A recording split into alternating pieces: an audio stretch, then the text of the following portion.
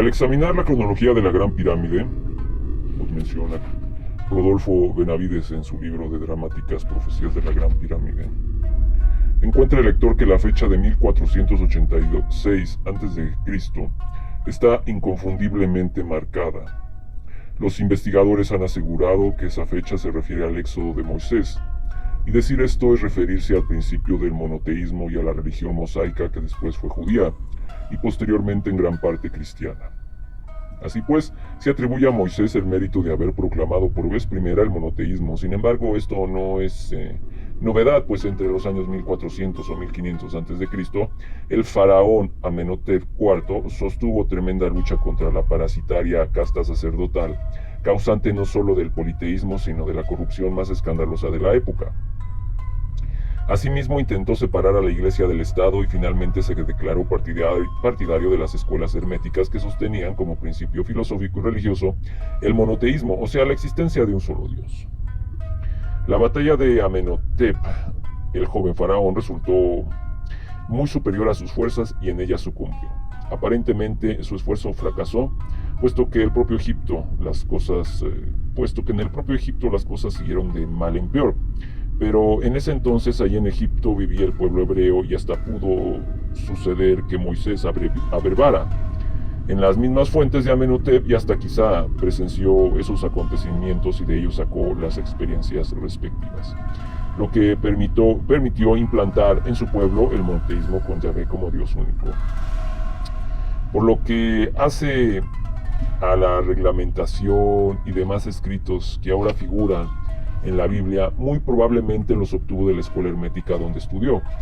En verdad, todo esto no pasa de ser una especulación sobre el tema, puesto que de la fecha del éxodo no hay más datos que el señalado por la Gran Pirámide. Y de la fecha de la existencia del faraón Amenhotep hay solo aproximaciones. De todas maneras, es obvio que los hebreos obtuvieron su cultura de los egipcios, habiendo copiado muchos de los rituales religiosos, como por ejemplo la elevación de la hostia que se hace durante la misa católica fue una práctica de los sacerdotes de Amenhotep, simbolizando con ella la elevación o nacimiento del sol. Por lo tanto, la hostia dentro del catolicismo está simbolizando el sol como Dios, que nace, por eso se eleva, y el movimiento en cruz simboliza los 4 puntos cardinales. No obstante, el breve tiempo que el joven faraón estuvo al frente de su gobierno hizo mucho más que otros que vivieron muchos años. Revolucionó el arte y en general todos los conceptos filosóficos existentes en su época, impulsó la literatura y la ciencia. Pero al hablar de esto tenemos que reconocer que no todo el mérito es de este faraón, ya que todo existía como enseñanza en las escuelas herméticas que probablemente con grandes dificultades habían logrado prolongar su existencia desde los días gloriosos de la construcción de la Gran Pirámide hasta la época de Amenhotep. La existencia de esas escuelas herméticas está plenamente comprobada por los abundantísimos textos que relatan la historia del antiguo Egipto. El ceremonial de los iniciados, de que tanto se ha hablado en muchos libros, naturalmente no estuvo a cargo de cualquier sacerdote, sino de sacerdotes iniciados en escuelas que lucharon por conservar lo que finalmente ha llegado hasta nuestros días. La ciencia, que puede ser del dominio de todo lo que se interesa en ella, en la antigüedad era privilegio solamente de los iniciados. Así pues, esa fecha de 1486 a.C., tan notoriamente señalada en los pasillos y que se ha venido atribuyendo a Moisés, bien podría referirse a Amenhotep como principio de un nuevo concepto religioso, concepto que ha llegado hasta nuestros días por medio de la religión cristiana. Obsérvese que desde Moisés hasta Cristo existió el monoteísmo como base de la religión mosaica, pero sin haber llegado a personificar ese Dios único, lo que produjo con mucha frecuencia desviaciones, puesto que los creyentes tenían que canalizar su mente hacia un personaje meramente ideal y por ello difícil de entender. El monoteísmo personalizado, que produjo la caída de todas las religiones paganas, empezó con Cristo. Así pues, la alusión existente en la cronología de la Gran Pirámide es exacta y admirable. A consecuencia de que la historia no registró los hechos de Jesús, abundan las personas que niegan el que haya existido, y de aquí se deriva que si no existió, entonces la anotación de la Gran Pirámide carece de importancia. El concepto anterior es equivocado, pues si el hombre Cristo no existió, es indiscutible que el movimiento monoteísta sí existió, y en todo caso la pirámide en su cronología no se refiere para nada a los hombres, sino a los acontecimientos de alcance mundial que naturalmente son producidos por los hombres y los efectos son recibidos por los hombres. Existen varios manuscritos muy antiguos encontrados en la India y en algunas otras partes de Oriente que se refieren a un gran maestro, quien recibió a temprana edad la iniciación en la Gran Pirámide. Quienes se han enterado de esto piensan que estos manuscritos se refieren a Jesús, muy a pesar de que no mencionen nombre alguno. A este respecto debe recordarse que en aquella época no se usaban mucho los nombres propios, de tal suerte que Jesús habría sido nombrado con algún apodo o simplemente como maestro. Mas todavía las escuelas herméticas no conocieron a Jesús con ese nombre, sino con el de Christus o una pronunciación semejante, siempre que en sentido de lo sagrado, lo cual explica que nunca haya figurado en escritos vulgares. Abundando en lo anterior, recuérdese lo que se ha publicado en relación a los rollos del Mar Muerto. Ellos también hablan de un gran maestro o maestro de justicia, y estos escritos corresponden a cosa de un siglo antes de Jesús, de manera que se presentan los anuncios como profecía. Como quiera que sea, la Gran Pirámide está señalando fechas, no hombres. Es por esto que el año de 1846 a.C., tan notoriamente señalado en la cronología, puede no referirse a Moisés, sino a los acontecimientos de sus días. Siendo Moisés el autor del Génesis, es necesario conocerlo hasta donde sea posible. La leyenda dice que recién nacido un niño hebreo fue colocado en un cesto calafateado y puesto en el río Nilo, de donde lo sacó una princesa hija del faraón, quien lo puso por nombre, encontrado en el río o cosa por el estilo, y que en síntesis es Moisés.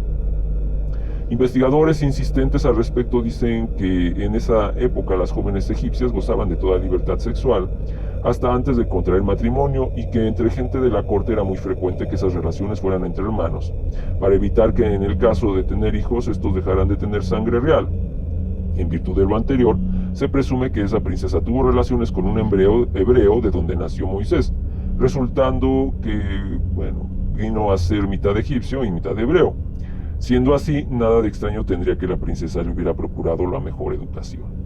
La presencia de un hijo no era de mayor importancia en la vida de una mujer soltera, pero sí lo era en el caso de una mujer heredera al trono, pues el hijo se podría convertir en heredero a ese trono, y así pues, por el procedimiento seguido se eliminaban las aspiraciones que ese hijo pudiera tener en la mayor edad, ya que aparecía como hijo adoptivo y además de sangre hebrea. Desde el punto de vista psicológico, cuando Moisés entendió suficiente de la vida para analizar su irregular situación, todo esto le debió crear un resentimiento contra los egipcios de tal índole que acabó por convertirlo en rebelde y dirigente del pueblo hebreo, pues llevando sangre materna real era dominante su derecho al trono. Lo anterior nos está diciendo que, de no haber sido por las lógicas e intrigas políticas que podemos suponer existieron y que le impidieron heredar el trono, él habría gobernado Egipto y entonces la Biblia no existiría. De todas maneras, es obvio que era inteligente y que recibió muy amplia y esmerada educación. Strabo y Diodorus afirman que Moisés llegó a Preste de Heliópolis y que su nombre era entonces Asersaf o Sars, lo que indica que llegó a ocupar muy importante puesto en el sacerdocio y que por ello tenía facilidad para llegar a los documentos más secretos que pudieran existir. Pretender entender la Biblia sin siquiera intentar conocer sus antecedentes es suponer que nació por generación espontánea. A continuación se presentan pasajes asaltos de la mitología egipcia que demuestran que hay mucha estrecha relación entre estos y los pasajes bíblicos, o lo que es lo mismo que en el alto porcentaje son copias de rituales, religiones, leyendas egipcias, etc. Veamos. Ra llamó a la vaca celestial y cabalgando en ella dijo: hágase un gran campo, y aparecieron los campos elíseos, llenos de árboles, flores y frutas. Ra dijo entonces: háganse las estrellas del cielo, y al oír lo cual, Nut se estremeció y de su seno cayeron millares de luminarias encendidas. Ra dijo luego: hijo mío, Shu, uníos con mi hija Nut y velad ambos por todos los millares y millares de seres que vagan en las tinieblas. Así se produjo el ayuntamiento del nuevo sol Shu, con Nut, diosa de los cielos. Ra entonces llamó a Seb y le dijo: id y cuidad de los reptiles en aguas y tierras, decidles que yo parto a regiones distantes, pero que sin embargo mi ojo vela sobre todos los seres. Ra por último llamó a Tot, el escriba de dioses, y díjole: dejemos esta residencia nuestra que es el cielo, y donde la luz ha renacido, y vayamos a hacer la luz en otras partes del reino de las tinieblas. Allí también, igual que aquí, registrarás las buenas y las malas acciones de los hombres y castigarás a los malvados. Y así el dios con cabeza de ibis, que es el gran archivero de los mundos, partió con su rollo de papiro en dirección a los infiernos. Luego Ra dijo: únanse en el cielo el ojo del día y el ojo de la noche. Y así nacieron el sol y la luna. Y volviéndose de nuevo a Tot, que ya partía, agrególe: ocupaos de los pueblos del norte, y los monos y sinocéfalos, ayudantes de Thoth, aparecieron en la creación, después de lo cual Ra desapareció en el espacio, renunciando al gobierno del mundo. Obsérvese la gran similitud entre este pasaje y el Génesis mosaico, incluso la cadencia literaria es semejante, es decir, la intención de presentar el relato en forma poética. Veamos otro ejemplo. Cum es un dios creador con cabeza de carnero que en forma de esfinge actualmente decora la inmensa avenida de entrada al gran templo de Amón en Karnak. Comúnmente se le llama Dios creador o simplemente el creador porque él hizo el hombre de un puñado de barro moldeado en un torno de alfarería. Después creó a la mujer dándole todos los atributos de los dioses y finalmente a los animales. ¿No tiene lo anterior enorme similitud con el relato de Adán y Eva? Véase otro pasaje. Set o Tifón es el dios del mal más antiguo que se conoce, pues asesinó a su hermano Osiris arrojando el cadáver al río Nilo, creando así el mal sobre la tierra. No se identifica lo anterior con Caín y Abel. Otro ejemplo, Ra, el dios luz, sintiéndose viejo y débil, y viendo que los hombres se tornaban cada vez más audaces y ambiciosos, esperando transformarse en dioses, decidió destruir a la humanidad. Pero no queriendo tomar esta grave determinación por sí solo, se presentó ante Nut, el padre de los dioses, y le rogó convocar consejo de divinidades para deliberar sobre su proposición.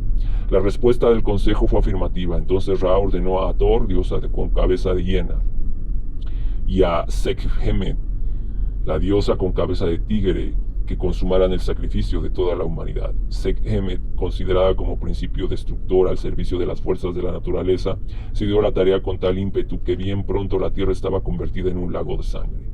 En la leyenda egipcia, lo mismo que en la china, sobre el mismo tema, sucede que los emisarios y ejecutores de la voluntad de los dioses se propasan en sus facultades y hacen más de lo que debieron hacer. Esto hace que llegue un momento en el que Dios se alarme de los resultados de su orden y de contraorden. Fue esto lo que sucedió a Ra. Se compadeció de la suerte que estaba corriendo la humanidad y, arrepentido de la crueldad de sus emisarios, envió a Thoth a buscar todas las plantas de mandrágora que hubiera sobre la tierra, con las que elaboró un elixir que diluyó en los 7000 lugares donde se había depositado sangre, de donde corrían arroyos hacia las llanuras y los valles. Cuando la sádica Sekhmet llegó a beber de aquella sangre, absorbió el zumo de la mandrágora y cayó en profundo sueño. Así fue como Ra pudo detener la carnicería, evitando que toda la humanidad sucumbiera. Los hombres que sobrevivieron a la catástrofe levantaron santuarios y se dedicaron a orar a los pies de Ra, mostrando su sincero arrepentimiento por los pecados de orgullo, vanidad y ambición desmedida que habitaban o que habían alimentado. Ante este espectáculo, Ra dio su perdón y selló una nueva alianza entre los dioses y los hombres para garantizar la paz en la tierra. Luego se fue a regiones alejadas del cielo.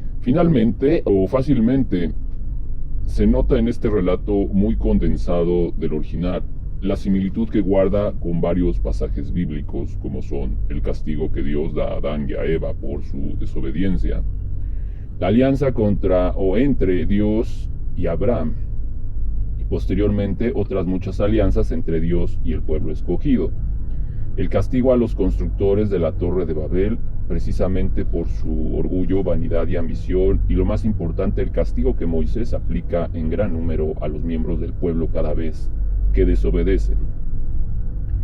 En la Odisea de Moisés por el Sinaí, él ordena verdaderas y tremendas carnicerías por desobedecer las órdenes que según él ha recibido de Jehová. Claramente se ve la influencia de la mitología egipcia sobre la mente de Moisés. Por otra parte, esta mitología de destrucción bien pudo haber tenido su origen en fenómenos naturales catastróficos de los cuales los primitivos egipcios huyeron, salvándose en pequeño número. El libro de los muertos, que es de lo más antiguo que se puede encontrar en Egipto, es solo el reflejo del estado de ánimo de aquella gente que tal vez por generaciones estuvo huyendo de la muerte.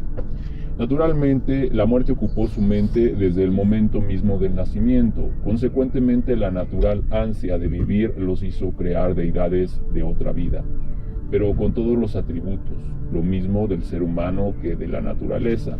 Psicológicamente hablando, ese tenía que ser el natural resultado de la vida que la naturaleza les impuso. Viene a ser el mismo fenómeno de las deidades del Nilo en forma de animales. Si el Nilo les daba la vida, naturalmente era sagrado, justamente con todas las manifestaciones de vida que en él había. En la religión egipcia existía el mito del dios Horus luchando contra el cocodrilo, encarnación de Set, el asesino de Osiris y por ello emblema del mal. Fácilmente se aprecia la similitud que hay con mitos cristianos como el de la lucha contra el dragón que aparece particularmente en el Apocalipsis, aunque allí con un sentido simbólico. La religión egipcia, igualmente, tenía una trinidad semejante a la cristiana: Osiris, Isis, Horus. En Tebas había una tríada de dioses: Amón, Mot, Khonsu. Este sistema es de lo más importante en la religión egipcia. Osiris, esposo hermano de Isis y padre póstumo de Horus, es el juez de los muertos, señor del otro mundo y dios de la resurrección. También se le llama señor de la Menti o del Duat, que son los nombres igualmente dados al otro mundo. Representa todas las fuerzas benéficas del universo, tanto en lo moral como en lo cósmico. Se viene insistiendo cada día más en que si no todos, por lo menos algunos de los dioses egipcios, particularmente Horus y Osiris, fueron hombres que por la personalidad que tuvieron fueron deificados. Se cree que en verdad fueron los primeros colonizadores de Egipto, posiblemente de origen atlante, y que si para su propia gente eran solo hombres, para los nativos de Egipto, que seguramente vivían un estado salvaje o poco menos, deben haber adquirido las dimensiones de dioses. Se dice que esos dioses personalmente enseñaron a los nativos la agricultura, las artes, las ciencias, la guerra, etc. Otra similitud con el cristianismo es el uso del pez como símbolo, que se usó en los días de Cristo. Véase el siguiente pasaje de los tiempos faraónicos, en que el maestro, al estudiar el zodiaco, ponía la siguiente sentencia: estamos ahora en el signo de Carnero, su opuesto es el signo de Libra. Un horizonte que representa la balanza, pero cuando el sol se levante en el signo del pez, el pez será el signo del nuevo evangelio, y el signo que estará frente a él será el de la mujer virgen. Ya se ve la afirmación que tantos siglos antes se hizo, y en verdad no se puede pedir mayor exactitud. Pero cuando el sol se levante en el signo del pez, el pez será el signo del nuevo evangelio. A ese dios Horus, hijo de Osiris y de Isis, se le representaba como un disco solar alado y multicolor, que es el emblema que existe en el pórtico de todas las tumbas y templos como protección contra maleficios. Esta es otra similitud, pues en otra parte de este libro ya se dice que la hostia de la religión católica es en verdad una práctica de origen egipcio como adoración al sol. Aquí nuevamente aparece el disco que recuerda a la hostia y están además las alas que nos recuerdan a la paloma, símbolo del Espíritu Santo. Las conclusiones que hay al respecto son que Osiris y consecuentemente su familia fue un arcaico emigrante de la Atlántida, que al frente de un pueblo colonizó Egipto en época anterior al diluvio babilónico, o sea, el de Gilgamesh. O quizá haya sido un fugitivo de ese cataclismo que hundiera a su país. Muy probablemente fue asesinado por un nativo de origen lemúrico o negro llamado Set. En caso de ser así las cosas, esta habrá sido una segunda migración de ese mismo pueblo, Atlante, que llegó con el mito solar como religión, o que lo inventó a consecuencia de llegar huyendo de la tormenta y de las sombras y encontrar un cielo limpio y lleno de sol. La doctrina monoteísta empezó unos 1500 años antes de Moisés con Ram, el ario, que escogió por emblema el carnero y fundó el zodiaco, ya deificado. Egipto tomó el nombre Ra para su gran dios, e India usó el de Rama para el suyo. Influenciado por la doctrina de Ram, Krishna en India, unos 800 años antes de Moisés, dio forma a la doctrina que ha sido la madre de todas las religiones, pues fundó los misterios de la Virgen Madre del Dios Redentor, la inmortalidad del alma y su castigo, y la Trinidad Divina o Verbo Divino. Muchos de los antecedentes de las religiones egipcias, hebrea y cristiana están en el hinduismo. Krishna y Cristo son casi la misma voz. Krishna significa el consagrado, Cristo significa el ungido o consagrado. Aunque aparentemente estas notas son muy condensadas, parezcan salirse un poco del tema. En verdad resultan necesarias para entender mejor a la pirámide y sus simbolismos, además de que, como se hacen innumerables alusiones en la Biblia, es necesario dejar de sentado que muy probablemente la Biblia en gran porcentaje, sobre todo su principio, está inspirada en la vida, costumbres, creencias y conocimientos del muy antiguo Egipto.